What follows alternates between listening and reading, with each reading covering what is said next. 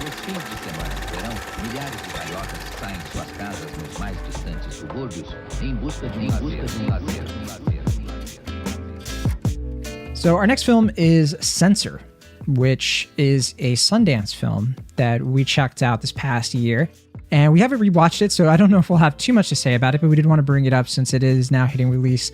This is a British horror film that stars it was directed by Prano Bailey-Bond. It was written by Anthony Fletcher. And it stars Niamh Algar, who we remember from The Last Rites. She was also one of the main character in Raised by Wolves, and she had like a little bit of a role in Wrath of Man. She plays a character named Enid, who watches these video nasties. It was this thing like in the 1980s where directors were really like pushing the limits of like what you could put on like VHS. Just like really gross movies, like very gory, just stuff that is just like super messed up.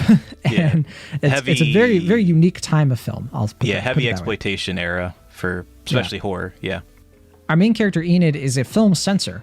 And one of the most interesting things about this movie, I think, is just kind of like showing what that's like in this time period. You know, like the people who have to like watch these movies day in, day out, and they have to give these films a rating, and they have to be like, okay, you can't actually put this on VHS. It can't be in like a rental store unless you take this scene out or you change this about the movie, because there's this danger. There's this like sense that, or like I guess kind of like a night, what's the word?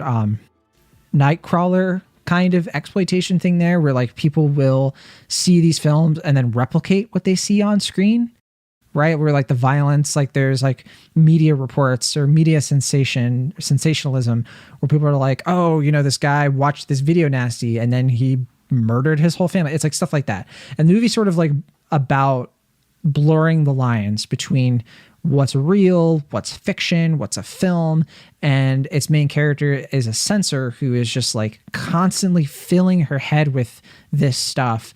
And it almost sort of like, I think my issue with the movie is like, it's too black and white, I think, on that, because it's sort of proving that these video nasties were doing that in a very explicit way, because Enid, as she's watching these films, starts to like lose sense of what's real. There's this whole thing where her sister disappeared at one point when they were kids, and she's sort of like blurring that with these films she's seeing. She eventually believes that this director is responsible for something. And then, I don't know, the movie's last like 30 minutes are very weird and abstract. And I respect this movie. I respect its atmosphere, its film aesthetic, what it's trying to say in a very general sense.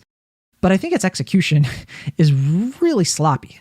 And it's odd because I really wanted to like this more. I think that it's solid. And I think that like anybody who's a fan of video nasties and like film history, and they're interested in like this time period, and they like horror films, this is an easy watch. I mean, an easy recommend, I should say.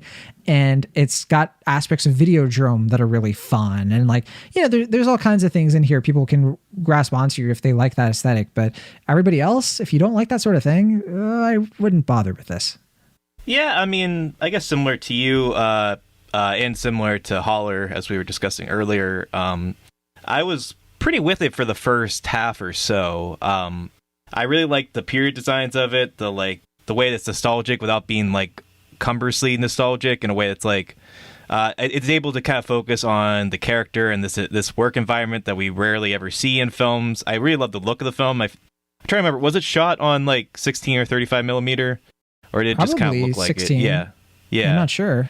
But I thought it looked great, and I did really like the lead performance here. I just think the thing that doesn't quite work is the script, which, as you're suggesting, rather ironically, is kind of restricted to this sort of like moralistic point of view that isn't really as inquisitive or as intriguing as it should be given the material.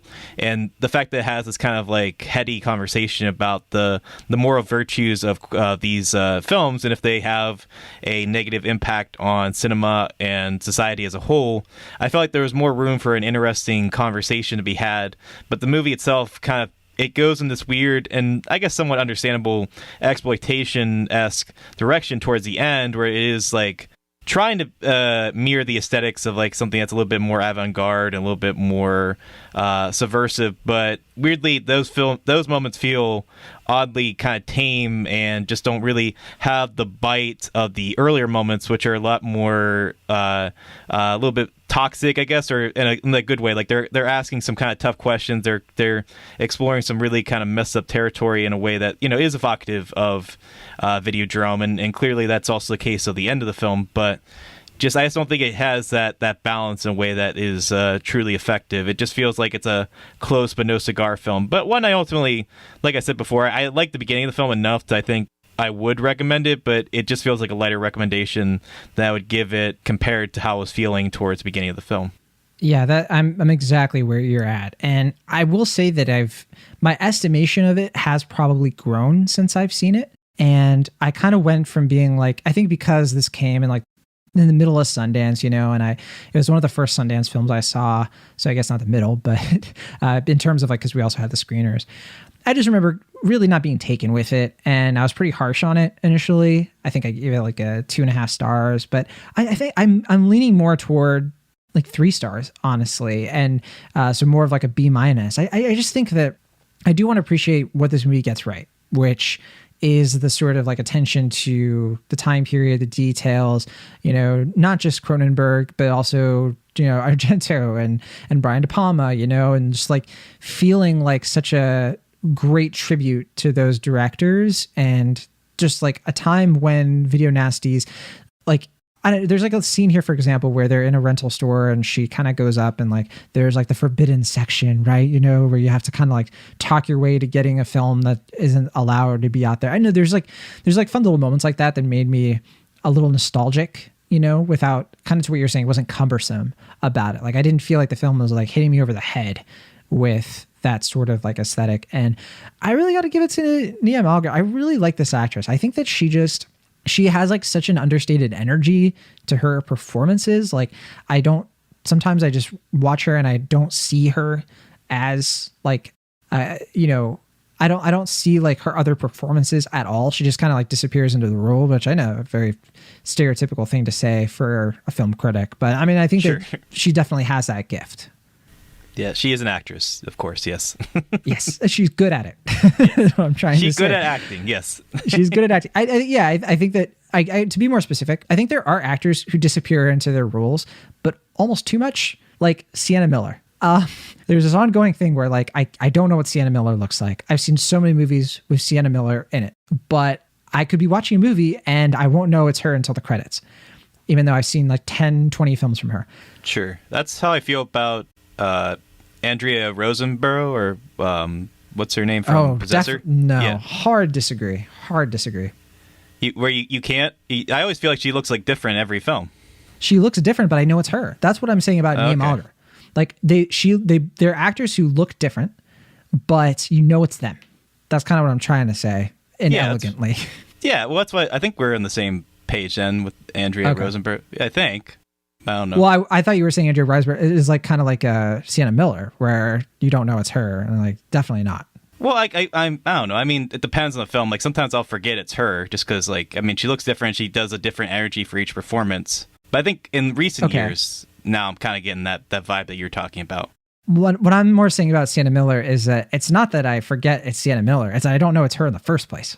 Okay. So like she's in the movie, I see her, and I'm like, who's that? And then I see in the credits, oh, it's Sienna Miller. I had no idea. Okay, I guess we just disagree then on Serena. What's her name? Sienna Miller. Sienna Miller. Yeah. I guess we disagree. I don't know. I don't know, because I never really like forget it's her. I don't know. This is a weird conversation. Sure. I don't know where we're going with this, but Censor. Yes, it's a stylish vintage horror film, and I think that it's for a certain type of film fan. I'm going to give it a B- just because a very, very low B-, because I think what it actually is trying to be for a certain type of audience is satisfying. Unfortunately, yeah, the last scene, the third act, it's not great, but I think that you'll still have a bloody good time up until that part. And I give it a really, really, really soft recommendation for that kind of horror fan, because you know who you are if you like those kinds of films, And it'd be sad if you missed this, because I could see people really, really liking this purely because they get so much of like the squishy Cronenberg stuff that they like about his filmography. So yeah. What about you? Yeah, I mean, I would say 2/3 of film, I was like in B, maybe even B plus territory, because I was really liking everything that you were praising. I felt it was really interesting. It had a unique point of view, but then while it never loses entertainment value, there is like a kind of like finger wagging quality to the last act of the film that, I don't know, it just kind of rubbed me the wrong way when I saw it. It just didn't, it felt like the wrong way to lead the film. It left a sort of like bitter aftertaste that ultimately gave me a little bit more of a negative perception of film once I had finished it, in a way that I found disappointing, because it was just like everything about it leading up to it was pretty good, and it was able to avoid such a kind of like simplistic moral view of this material that I was really engaged with it. I thought I was doing a lot of things right, and I was won over by the direction and stuff like that, but I just don't think it sticks that landing in a way that it does bring it down a little bit. Not enough to where I think it tampers a film or it becomes a bad film, but similar to Holler, it just feels like it just kind of like the lead comes out of the balloon a little bit, and it just is like, oh, well, you had something better here. It just didn't quite find that landing that you were hoping for, but ultimately a decent rental if you can find it. All right, well, that is Censor. Yeah, we weren't the biggest fans, but you can catch it right now. I believe it is in limited release, and I think it's going to be on VOD next week, so you can check that out. It's coming out from Magnet Releasing, and it's just 84 minutes long. It's a quick watch, so if you don't like it, it's not like you'll be stuck with it for too long. Thank you so much for listening to our show. Be sure to subscribe to Cinemaholics on your favorite podcast app of choice, or find us on YouTube. See you all next time.